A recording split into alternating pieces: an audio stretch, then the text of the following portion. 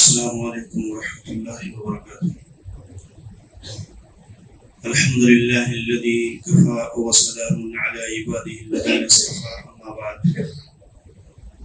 اعوذ باللہ من الشیطان الرجیم، بسم اللہ الرحمن الرحیم۔ وهل ينظرون الا الساعة ان تأتيهم بغتة فقد جاء أشرتها۔ قیامت کی نشانیوں سے متعلق کچھ باتیں اس سے پہلے ذکر ہوئی تھی کہ اللہ رب العالمین نے قیامت کے وقوع سے پہلے اس کی کچھ نشانیاں ذکر فرمائی ہیں، اور اس آیت میں بھی اللہ تعالیٰ نے اسی بات کی خبر دی ہے کہ اس سے پہلے، قیامت سے پہلے، اللہ تبارک و تعالیٰ اس کی کچھ نشانیوں کو ظاہر کرے گا۔ آپ دیکھیے کہ علماء نے قیامت کی نشانیوں کو دو قسموں میں بانٹا ہے، ایک علامات صغرا اور دوسری علامات کبریٰ، یعنی وہ نشانیاں جو چھوٹی چھوٹی نشانیاں کہلاتی ہیں، کثرت کے ساتھ ظاہر ہوں گی، اور دوسری وہ نشانیاں جو علامات کبریٰ کہلاتی ہے، یعنی اللہ کے نبی صلی اللہ علیہ وسلم نے جو بڑی نشانیاں بتائی ہیں، یعنی جن کے ظہور کے بعد پھر موقع انسان کے لیے نہیں رہ جائے گا، وہ جب ظاہر ہونا شروع ہوں گی تو بے در پہ ظاہر ہوں گی، اور پھر دنیا کا خاتمہ یہ یقینی طور پر انسان جان لے گا۔ اب دیکھیے کہ اس طور پر علامات صغرا میں بھی علماء نے تین قسمیں بیان کی ہیں۔ علامات صغرا یعنی چھوٹی نشانیاں جو ظاہر ہوں گی، تو اس کو تین طرح سے علماء نے ذکر کیا ہے۔ ایک وہ نشانیاں جو ظاہر ہوئی اور ختم ہو گئی، اللہ کے نبی صلی اللہ علیہ وسلم کے زمانے میں وہ چیزیں ظاہر ہوئی جس کی خبر اللہ کے نبی نے دی تھی، اور وہ ظاہر ہو کر کے وہ ختم ہو گئی۔ دوسری وہ نشانیاں جو ظاہر ہوئی ہیں، جس میں ہم جو ہے موجودہ حال کے اندر جس کو ہم اپنی آنکھوں سے دیکھ رہے ہیں، بہت ساری ایسی نشانیاں ہیں جن کا ذکر اللہ کے نبی صلی اللہ علیہ وسلم نے حدیثوں کے اندر کیا ہے، اور وہ موجودہ حالات میں اللہ کے نبی علیہ السلام کی پیشین گوئیوں کی روشنی میں ہم اپنی نگاہوں سے اس کو دیکھ رہے ہیں، گزر رہے ہیں اس سے۔ اور تیسری وہ قسمیں ہیں کہ جن نشانیوں کو اللہ کے نبی نے ذکر کیا ہے کہ وہ عنقریب ظاہر ہوں گی، لیکن وہ ابھی تک ظاہر نہیں ہوئی، لیکن مستقبل میں وہ نشانیاں ضرور ظاہر ہوں گی۔ تو اس طور پر علماء نے تین قسموں میں بانٹا ہے۔ آپ دیکھیں صحیح مسلم کی ایک لمبی روایت ہے جس میں اللہ کے نبی صلی اللہ علیہ وسلم نے بیان فرمایا کہ میری بعثت اور میری موت یہ دونوں قیامت کی نشانیوں میں سے ایک نشانی ہے۔ میری بعثت، میرا نبی بنا کر کے بھیجا جانا، چونکہ نبوت کا سلسلہ اللہ کے نبی صلی اللہ علیہ وسلم پر ختم ہو جائے گا، اور آپ اس کائنات کے، اس دنیا کے آخری نبی ہوں گے۔ اور اللہ کے نبی صلی اللہ علیہ وسلم نے کئی مقامات پر بیان فرمایا، بُعِثْتُ أَنَا وَالسَّاعَةُ كَهَاتَيْنِ، میں اور قیامت دونوں ایسے ہی بھیجے گئے، یعنی میرے بعد کوئی نبی آنے والا نہیں ہے، اور اب میرے بعد قیامت جو ہے واقع ہوگی۔ تو اللہ کے نبی صلی اللہ علیہ وسلم نے اس طرح سے یہ خبر دی ہے کہ میری بعثت، اسی لیے آپ نے فرمایا بُعِثْتُ فِي نَسْمِ السَّاعَةِ، میں جو ہے قیامت کے اول جھونکے کے طور پر بھیجا گیا ہوں، یعنی جو نسم کہتے ہیں اصل میں جو ہوا جب چلتی ہے، تیز ہوا جب چلنی ہوتی ہے تو ایک ہوا جو جھونکے کے ساتھ آتی ہے اس کو جو ہے نسم کہتے ہیں، اور اس طور پر اللہ کے نبی صلی اللہ علیہ وسلم نے بیان فرمایا کہ میں قیامت سے بالکل قریب جو ہے بھیجا گیا ہوں۔ تو اس طریقے سے اللہ تبارک و تعالی نے جو آیت کے اندر نشانیاں ذکر کی ہیں، اس میں یہ نشانی خصوصیت کے ساتھ کہ اللہ کے نبی صلی اللہ علیہ وسلم کی بعثت یہ ایک نشانی ہے۔ علامہ ابن کثیر رحمہ اللہ ذکر کرتے ہیں فَبَعْثَهُ رسول اللہ صلی اللہ علیہ وسلم من اشراط الساعہ، فبعثت رسول اللہ صلی اللہ علیہ وسلم من اشراط الساعہ، اللہ کے نبی علیہ السلام کی بعثت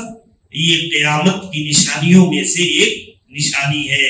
لأنه خاتم الرسل، اس لیے کہ آپ آخری رسول ہیں، الذی اکمل اللہ بہ الدین، جس کے ذریعہ سے اللہ تعالیٰ نے اپنے دین کے سلسلے کو مکمل کر دیا ہے۔ آپ آپ پر اپنا دین مکمل کر دیا اور اللہ تبارک و تعالی نے گویا آپ کو آخری نبی بنا کر کے بھیجا ہے۔ اسی طریقے سے نبی کریم صلی اللہ علیہ وسلم کی موت، اللہ کے نبی صلی اللہ علیہ وسلم کی وفات، اللہ کے نبی علیہ الصلوۃ والسلام کی وفات، اللہ کے نبی صلی اللہ علیہ وسلم نے بیان فرمایا ایک حدیث کے اندر، یا عوف بن مالک احفظ خلالا ستہ، اے عوف بن مالک ایک صحابی رسول ہیں، اللہ کے نبی نے ان سے فرمایا کہ دیکھو قیامت سے پہلے 6 نشانیوں کو گن لو، قیامت سے پہلے 6 نشانیوں کو گن لو، اور اس میں اللہ کے نبی نے فرمایا بین یدی الساعہ احداہن موتی،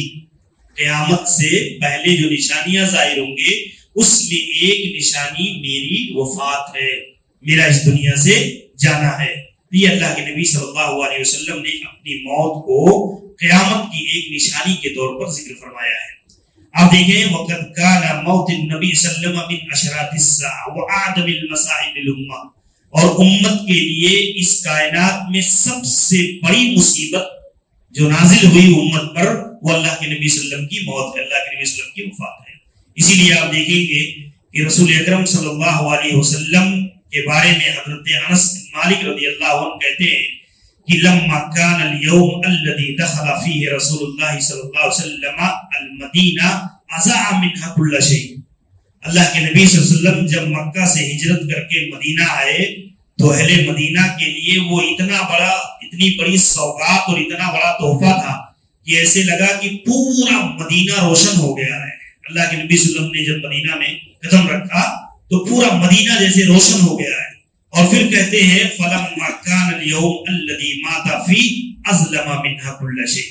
اور جب اللہ کے نبی صلی اللہ علیہ وسلم کی وفات ہوئی مدینہ میں تو ایسا لگ رہا تھا کہ مدینہ کی ہر فیملی، ہر گھر یہ سوگوار ہو گئی ہے، مدینہ کے ہر شخص کی رونق ختم ہو گئی، زندگی کی روح ختم ہو گئی، اور ہر آدمی غم و علم میں ایسے ڈوبا ہوا۔ آپ جانتے ہیں بہت ساری روایتوں میں دیکھیں گے حضرت عمر بن خطاب رضی اللہ عنہ نے جب اللہ کے نبی کی وفات کی خبر سنی تو اپنا ذہنی توازن جو ہے کھو بیٹھے۔ حضرت عمر رضی اللہ عنہ نے کہا یہ ہرگز نہیں ہو سکتا کہ اللہ کے نبی صلی اللہ علیہ وسلم ہمارے درمیان سے چلے جائیں، اور جس نے یہ کہہ دیا کہ اللہ کے نبی کی موت ہو گئی ہے تو میں اس کی گردن اڑا دوں گا۔ یہ محض اس بنیاد پر نہیں تھا، اس سے بریلویوں نے ایک غلط استدلال کیا ہے کہ گویا اس سے عقیدہ ظاہر ہوتا ہے کہ اللہ کے نبی کی وفات جو ہے ایک آن کے لیے آئی اور اس کے بعد جو ہے اللہ کے نبی صلی اللہ علیہ وسلم پھر جو ہے وفات نہیں داری ہوئی آپ پر، آپ ہمیشہ کے لیے دائمی زندگی۔ لیکن حضرت عمر رضی اللہ عنہ کا مقصود یہ نہیں تھا۔ حضرت عمر رضی اللہ عنہ ایک غم و علم کی جو کیفیت طاری ہوئی ان کے اوپر، تو اس کی بنیاد پر انہوں نے یہ بات کہی کہ ابھی اللہ کے نبی صلی اللہ علیہ وسلم میرے درمیان تھے، آپ کیسے ابھی جو ہے ہمیں چھوڑ کر کے جا سکتے ہیں۔ تو اس کی بنیاد پر جو ہے آپ دیکھیں یہ اللہ کے نبی علیہ الصلوۃ والسلام کی وفات امت کے لیے یہ اور افسوس کا مقام یہ ہے۔ آپ دیکھیں ابھی کل کی چیزیں جو ہے کہ اللہ کے ابھی تک 12 وفات جو ہے کے نام سے جو ہے جشن میلاد منایا جاتا تھا، ابھی تک 12 وفات کے نام سے۔ اب آپ دیکھیں کہ اس میں کتنا بڑا خلل واقع ہے، اور صحابہ کے منہج اور صحابہ کے طریقے سے کس قدر ٹکراؤ ہے کہ ایک آدمی اللہ کے نبی صلی اللہ علیہ وسلم کی وفات کی تاریخ میں خوشیاں کیسے منا سکتا ہے۔ اہل مدینہ کی حالت یہ ہے، صحابہ کی حالت یہ ہے کہ اللہ کے نبی صلی اللہ علیہ وسلم رخصت ہو رہے ہیں تو پورا کا پورا ماحول جو ہے سوگوار ہو جا رہا ہے، اور اسی تاریخ کو ایک مسلمان جو ہے خوشی منا سکتا ہے، کیسے منا سکتا ہے؟ تو یہ چیزیں آپ دیکھیں اللہ کے نبی صلی اللہ علیہ وسلم کے صحابہ کا معاملہ یہاں پر ذکر ہے کہ انہوں نے یہ چیز بیان فرمائی کہ فلما كان اليوم الذي مات فيه اظلم منها كل شيء وما نفذنا عن رسول الله صلى الله عليه وسلم على ايدي وانا لفي دفنه حتى انكرنا قلوبنا۔ پھر کہتے ہیں کہ اللہ کے نبی صلی اللہ علیہ وسلم کے کو ہم نے دفن کیا، اور دفن کے بعد ہی جو ہے لوگوں کے حالات آہستہ آہستہ بدلنے لگے، لوگوں میں کمزوریاں آنی شروع ہو گئی، اور ہمارے دل جو اللہ کے نبی صلی اللہ علیہ وسلم کی موجودگی میں آپ صلی اللہ علیہ وسلم جب بحیات تھے تو ہماری ایمانی کیفیت، عملی کیفیت جس طرح کی تھی، اب اللہ کے نبی کی وفات کے بعد وہ چیزیں نہیں رہی۔ تو یہ اسے اللہ کے نبی صلی اللہ علیہ وسلم نے یہ بات بیان فرمائی، یہ دوسری نشانی کے طور پر علماء نے ذکر کیا ہے۔ اور تیسری نشانی اللہ کے نبی صلی اللہ علیہ وسلم کی یہ ذکر فرمائی ہے کہ انشقاق القمر، چاند کا 2 ٹکڑے ہونا۔ یہ اللہ کے نبی صلی اللہ علیہ وسلم کے دور میں یہ نشانی ظاہر ہوئی بطور معجزہ کے، اور یہ ان نشانیوں میں سے ہے قیامت کی کہ وہ ظاہر ہوئی اور ختم ہو گئی، وہ ظاہر ہوئی اور ختم ہو گئی. جیسا کہ ظہرت فی زمان الرسول وهو فی مکہ، اللہ کے نبی جب مکہ میں تھے تو کفار و مشرکین نے ایمان لانے کے لیے جو چیلنج کیا تھا اللہ کے نبی کو کہ اگر آپ نبی ہیں، اگر آپ نبی ہیں تو یہ چیز ظاہر کر دیں کہ آپ چاند کو 2 ٹکڑے کر دیں تو ہم ایمان لے آئیں گے. تو اللہ کے نبی صلی اللہ علیہ وسلم نے اس طور پر جو ہے چاند کی طرف انگلی کا اشارہ کیا اور چاند 2 ٹکڑے ہو گیا. یہ صحیح حدیث سے ثابت ہے. اللہ کے نبی صلی اللہ علیہ وسلم نے ایک حدیث کے اندر بیان فرمایا ہے، بلکہ یہ معجزہ قرآن مجید سے ثابت ہے. سورہ قمر جو ہے آپ دیکھیں گے وانشق القمر، چاند 2 ٹکڑے ہو گیا، پھٹ گیا. وہ اقتربت الساعہ وانشق القمر، قیامت قریب آ گئی اور چاند جو ہے 2 ٹکڑے ہو گیا. تو یہ چیز جو ہے قرآن وَإِن يَرَوْا آیَةً يُعْرِضُوا وَيَقُولُوا سِحْرٌ مُسْتَمِرٌ، کہ جو ہے ان لوگوں نے اس کو دیکھا، یعنی اس دور کے لوگوں نے یروا آیتن، انہوں نے اس نشانی کو، اس آیت کو دیکھا، یعرضوا، لیکن اس کے بعد انہوں نے کیا کیا؟ اعراض کیا. انہوں نے خود ہی مطالبہ کیا، اور جب مطالبہ پورا ہو گیا تو انہوں نے ایمان لانے سے کیا کیا؟ اعراض کیا، اور کہنے لگے کہ یہ تو ان کا جادو ہے، یہ تو سحر مستمر، یہ جادو ہے جس کے ذریعے سے انہوں نے یہ چیز دکھلائی ہے. تو آپ دیکھیں قرآن مجید نے اس کو ذکر کیا ہے، اور یہ ان معجزات میں سے ہے جو ظاہر ہوئی اور ختم ہو گئی. اللہ کے نبی صلی اللہ علیہ وسلم نے ایک حدیث کے اندر بیان فرمایا، یخبرو ان اقتراب الساعہ وفراق الدنیا وانفضائها. اللہ کے نبی علیہ الصلوۃ والسلام نے کفار و مشرکین کے مطالبے پر یہ چیز جو ہے اللہ، چونکہ معجزہ یہ نبی کے اختیار میں نہیں ہوتا ہے. ہمیں یہ چیز جاننا چاہیے، کرامت یہ صالحین سے ظاہر ہوتی ہے، جو صالح لوگ ہوتے ہیں، اور معجزہ یہ انبیاء کرام کے ہاتھوں سے ظاہر ہوتا ہے. معجزہ اور کرامت کے ظہور میں کسی نبی اور کسی ولی کا اپنا ذاتی کوئی اختیار نہیں ہوتا ہے. یہی گمراہی کا سب سے بڑا ذریعہ بنتا ہے کہ لوگ یہ سمجھ لیتے ہیں کہ کوئی بھی نبی، کوئی بھی ولی جب چاہے جب کوئی بھی معجزہ ظاہر کر دے. یہی گمراہی کا ذریعہ بنتی ہے. یہ ساری چیزیں اللہ رب العالمین کے اختیار میں ہوتی ہیں. اللہ تبارک و تعالی تائید کے طور پر کب کسی نبی کی نبوت کی تائید کے لیے، کسی صالح آدمی کے لیے اس کی صالحیت، اس کی نیکی کی بنیاد پر اللہ تبارک و تعالی اس چیز کو جب چاہتا ہے جب ظاہر کر دیتا ہے. اب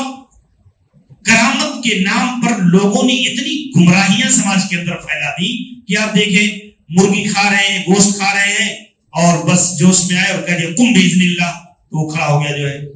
اس قسم کی چیزیں جو ہے، تو یہ محض خرافات ہیں کرامت کے نام پر. یہ قریبی چیزیں ہیں. کرامت برحق ہے. جیسے عموماً لوگ کہہ دیتے ہیں کہ حدیثوں کے یہاں کرامت یہ نہیں مانتے، کرامت کے منکر ہیں. کرامت کے منکر نہیں ہے،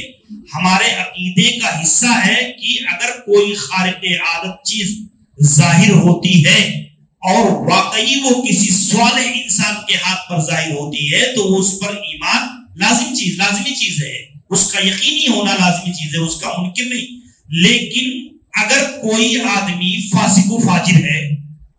نماز تک کی پرواہ نہیں ہے، فرائض تک کا پابند نہیں ہے، اور اس کے ہاتھ پر کوئی خارق عادت چیز ظاہر ہوتی ہے تو وہ شعبدہ بازی ہے،